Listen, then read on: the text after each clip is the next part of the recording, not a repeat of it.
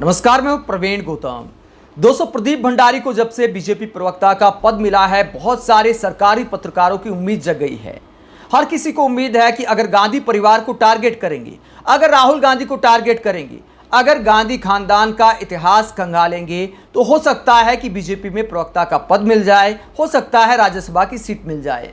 इसलिए देश के मुद्दे उठाने की बजाय ये सारे पत्रकार गांधी परिवार का इतिहास खंगालने में लगे हैं। और दूरदर्शन के वरिष्ठ एंकर अशोक श्रीवास्तव, जिनकी किसी जमाने में अच्छी खासी इज्जत हुआ करती थी, हम जैसे पत्रकार भी सोचते थे कि कितना अच्छा बोलते हैं जब दूरदर्शन में वो एंकरिंग करते थे। लेकिन दोस्तों, क्या दिन आ गए हैं कि सरकारी पत्रकार भी, दूरदर्शन के पत्रकार भी अब सोशल मीडिया पर गांधी परिवार का इतिहास खंगालने में लगे हैं और धर्म की राजनीति को बढ़ावा देने का काम कर रहे हैं। देश के तमाम मुद्दों को भुलाकर इन लोगों की रुचि इस बात में है कि इंदिरा गांधी ने कैसे शादी की थी। अशोक श्रीवास्तव ने एक पोस्ट किया और ये पोस्ट दिखाता है कि ऐसे पत्रकारों को ज्ञान भी कितना है। जवाब में बहुत सारे वरिष्ठ पत्रकार और आम पब्लिक अशोक श्रीवास्तव का ज्ञानवर्धन करती है। अशोक श्रीवास्तव ने इंदिरा गांधी और फिरोज गांधी की शादी का एक वीडियो शेयर किया और ये वीडियो शेयर करते हुए अशोक श्रीवास्तव क्या लिखते हैं। अशोक श्रीवास्तव लिखते हैं कि इंदिरा गांधी जी की शादी फिरोज जी से हुई। मार्च 1942 में शादी का ये वीडियो है। शादी हिंदू रीति रिवाज से हुई, तो क्या फिरोज जी ने धर्म परिवर्तन करके हिंदू धर्म अपना लिया था? और यदि धर्म परिवर्तन कर लिया था तो उन्हें कब्र में क्यों दफनाया गया? तो अशोक श्रीवास्तव कटाक्ष करते हुए सवाल उठाते हैं कि फिरोज गांधी ने शादी तो हिंदू रीति रिवाज से की, लेकिन अंतिम संस्कार जो किया गया वो पारसी धर्म के मुताबिक किया गया। लेकिन दोस्तों, क्या वाकई ऐसा है? वरिष्ठ पत्रकार अखिलेश सिंह अशोक श्रीवास्तव का ज्ञानवर्धन करते हुए लिखते हैं, फैक्ट कुछ ऐसा है। फिरोज गांधी की मौत के बाद निगम घाट में अंतिम संस्कार हुआ। मुखाग्नि राजीव गांधी ने दी। फिरोज गांधी का परिवार लंबे वक्त तक सूरत में रहा था। बाद में फिरोज इलाहाबाद आ गए थे।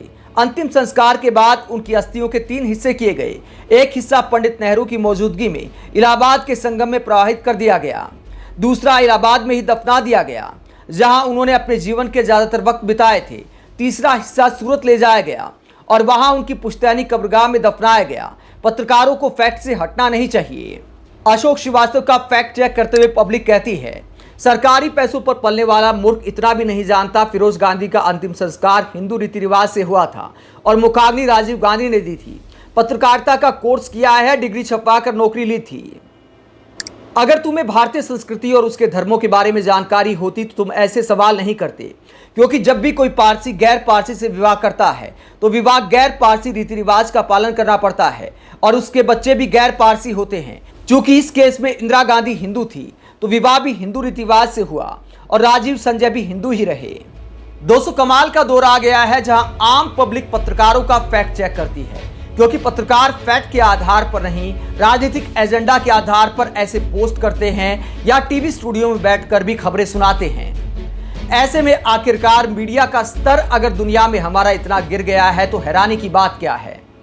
दोस्तों, सवाल यह भी उठता है कि क्या पत्रकारों के पास देश के मुद्दे खत्म हो गए हैं? राजीव गांधी ने कैसे शादी की, सोनिया गांधी ने कैसे शादी की और इसके अलावा इंदिरा गांधी ने कैसे शादी की, तमाम मोदी समर्थक पत्रकारों की दिलचस्पी इस बात में ज्यादा दिखाई देती है। और बहुत सारे अनभक्तों को तो यह भी लगता है कि फिरोज गांधी तो मुसलमान थे, जबकि वो पारसी धर्म से आते हैं। लेकिन सोशल मीडिया पर ऐसा फैलाया जाता है कि देखिए, राहुल गांधी तो असल में मुसलमान है। दोस्तों, सवाल यह भी उठता है कि आखिरकार कब तक गांधी परिवार के इतिहास के नाम पर ऐसे देश को बरगलाया जाएगा? बीजेपी के सांसदों से लेकर पत्रकार ऐसा कर रहे हैं। अनुराग ठाकुर ने जो संसद में बयान दिया था कि जिनकी जाति नहीं पता वो जातीय जनगणना की बात करते हैं, वो भी गांधी परिवार पर सवाल उठाता है। इसके अलावा कंगना रनौत ने राहुल गांधी की एक एडिटेड फोटो शेयर की थी, जिसे लेकर भी बवाल कट गया था।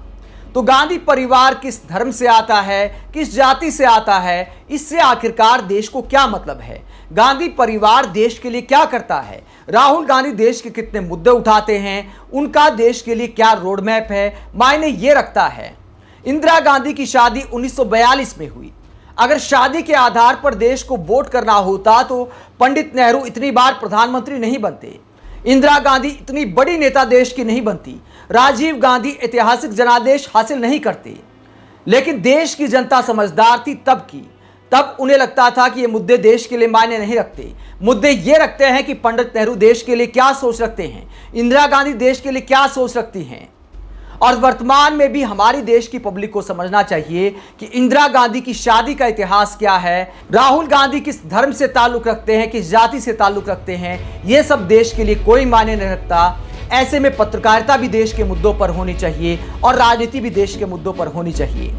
आप पत्रकारिता के ऐसे पनौती काल को लेकर क्या सोचते हैं, जहां गांधी परिवार का इतिहास कंगालकर धर्म की राजनीति को बढ़ावा देने की कोशिश की जा रही है? कमेंट बॉक्स पर अपनी राय जरूर दें। अगर आप हमारी पत्रकारिता को पसंद करते हैं तो थैंक्स के ऑप्शन के जरिए आर्थिक सहयोग भी दे सकते हैं। इसके अलावा वीडियो को लाइक करें, चैनल को सब्सक्राइब करें। नमस्कार।